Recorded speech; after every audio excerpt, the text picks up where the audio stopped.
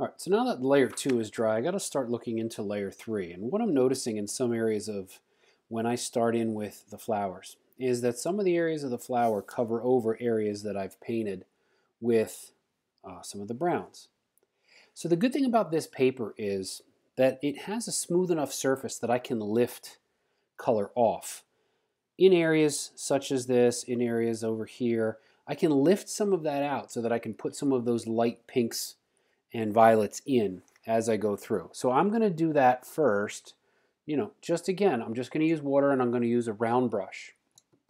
Get a good amount of water on it. And so, for example, right in here, I'm just going to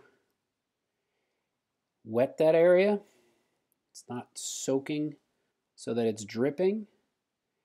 And I can see it's somewhat irregular here. And I'm not brushing. You notice I wasn't brushing it. I was just kind of bouncing the bristles around on the surface of the wash.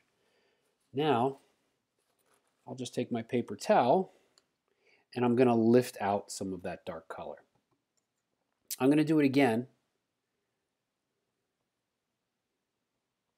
Just a little bit more. But again, if I go too much with the water, I'm going to lift off too much pigment, and I don't want to do that. But you can see how much that area got a lot lighter now that I just did those techniques in there, just with the lifting. All right, just lifting it out. So I'm going to go back in several areas and lift out some of those areas where the pink petals cover areas of the branches.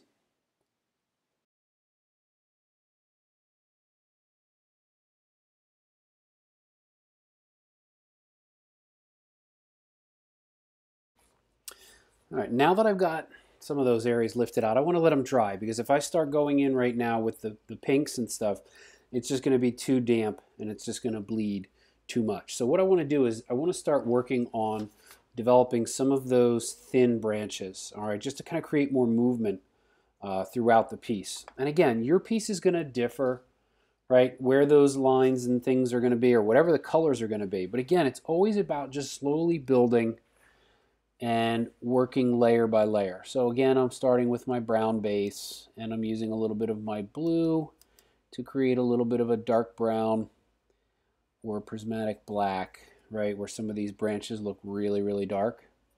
And again, with this aspect, since these branches are really sharp, I'm not going to do too much water on the brush. See, I got a nice dark version of that color, and I've got a little bit of branch here. So all I'm going to do is I'm just going to kind of let these branches happen, because these are just the thin, and I'm barely dragging the brush along, just kind of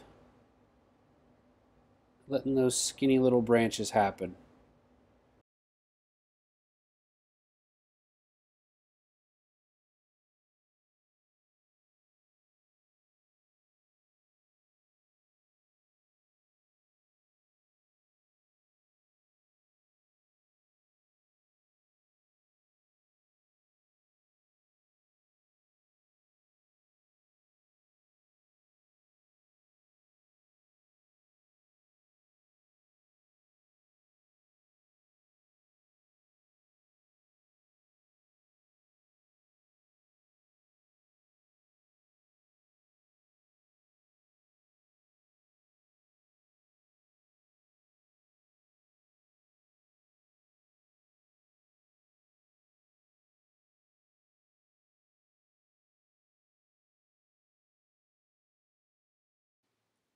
All right, so now that I have some of those small branches placed in there, I can start looking at some of the texture. Since I have this darker brown mixed up, I can start looking at adding some of the detail layers into the wood part, or the trunk part of the tree.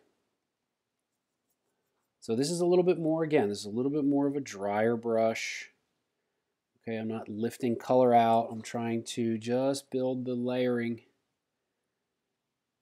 with a damp brush on a dry surface. And I think to cover more ground, I'm going to use a slightly larger brush. But again, I don't want too much water. So I'm cleaning the brush and drying most of it off.